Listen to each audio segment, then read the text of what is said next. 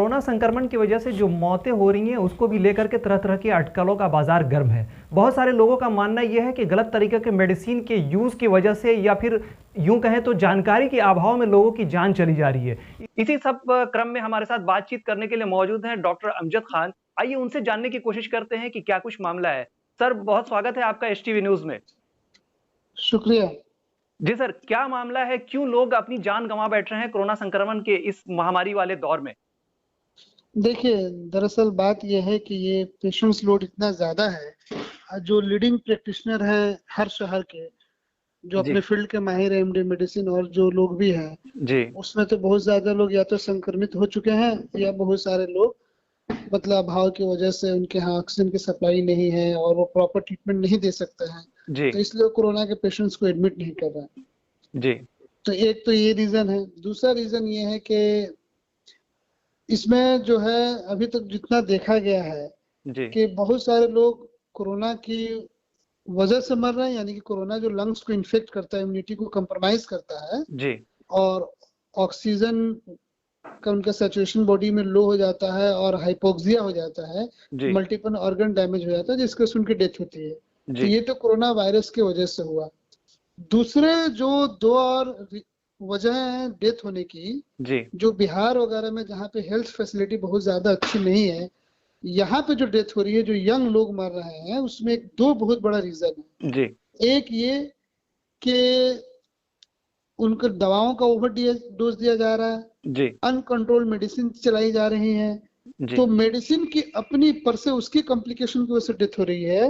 और जी दूसरा ये कि इतनी ज्यादा दवाएं चलाई जा रही हैं कि जिसके वजह से अगर मरीज कोविड का मरीज रिकवर भी कर जा रहा है, जी तो इन दवाओं के वजह से भी बॉडी इतनी कंप्रोमाइज हो जा रही है कि उसके कॉम्प्लिकेशन से भी डेथ हो रहा जी। तो सर, है। जी जी। कहीं भी अगर देखा जाए तो ये कहें कि स्वास्थ्य विभाग पूरी तरह से इस चीज को लेकर के फेल्योर है, जिसकी वजह से लोग मजबूर होकर के नीम हकीम के पास जा रहे हैं और वहां जाकर के अपनी जान गंवा बैठ रहे हैं।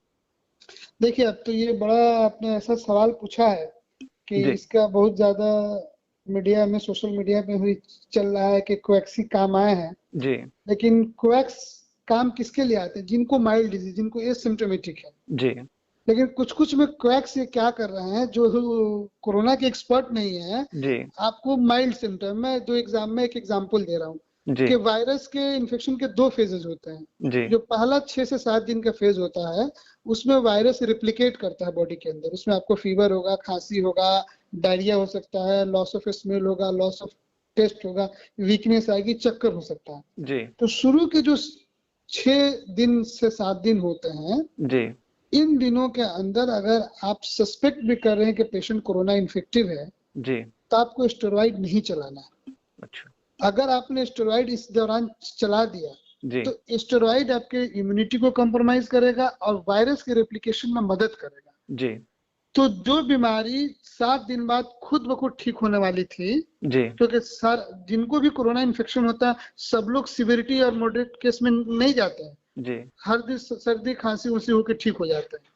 कुछ ही लोग जो ओल्ड एज के हैं या जो इम्यूनो कंप्रोमाइज है, या अगर वायरस, चूंकि सुनने हमारे का डबल म्यूटेंट हो चुका है, बहुत ही इन्फेक्टिव है, जी वो उनके लंग्स वगैरह को इन्फेक्ट करता है। जी तो अगर शुरू के 6-7 दिन में आपने स्टेरॉइड चला दिया, तो जो बीमारी खुद ब खुद ठीक होनी थी, जी आपने वायरस को और ग्रो करवा दिया, इम्यूनी कंप्रोमाइज करवा दी, और जी फाइनली पेशेंट को क्या होता है कि वो खुद ब खुद सेकेंड स्टेज में ला देते चला जाता है और जी लंग्स उसका इन्फेक्ट हो जाता है। जी।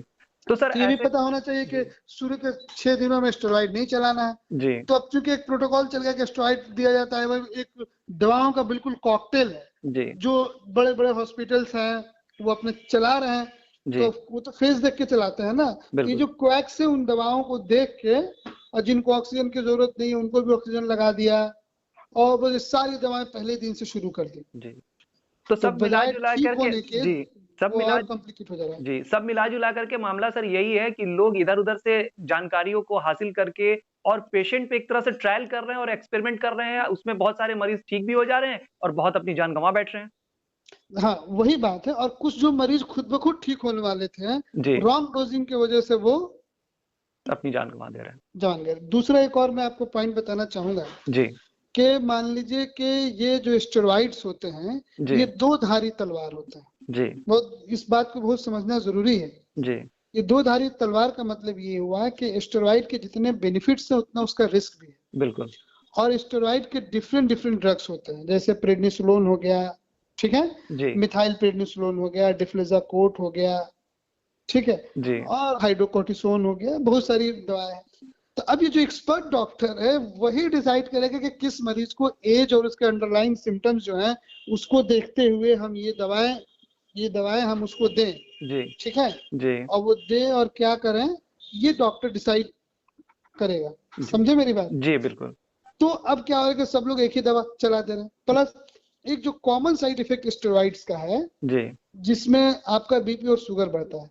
जी तो आप अगर नॉर्मल पेशेंट्स को भी दीजिएगा, ठीक है, जो यंग एज के लोग जिनको पहले से शुगर बीपी नहीं होगा, इन दवाओं को चलाने से बीपी और शुगर को बढ़ना ही है। जी अगर डायबिटिक पेशेंट है तो फिर डॉक्टर डिसाइड करेगा कि भाई इसकी जो हम स्टेरॉइड दे रहे हैं, इसकी जो बेनिफिट्स हैं, जी ये रिस्क को कितना मतलब वो कर रहा है कि नहीं, बैलेंस कर रहा है कि नहीं। जी तो हो क्या रहा है कि बहुत सारे यंग लोगों को शुगर लेवल काफी ज्यादा हो जा रहा है। जी तो आप कोएक्स के पास कराएगा तो शुगर लेवल मॉनिटर करेगा नहीं, हेमो कंसंट्रेशन मॉनिटर करेगा नहीं, जी जिसके वजह से इसके कॉम्प्लिकेशन हाइपरग्लाइसेमिया और हेमो कंसंट्रेशन की वजह से, ब्लड क्लॉटिंग की वजह से बहुत सारे लोग मर रहे हैं।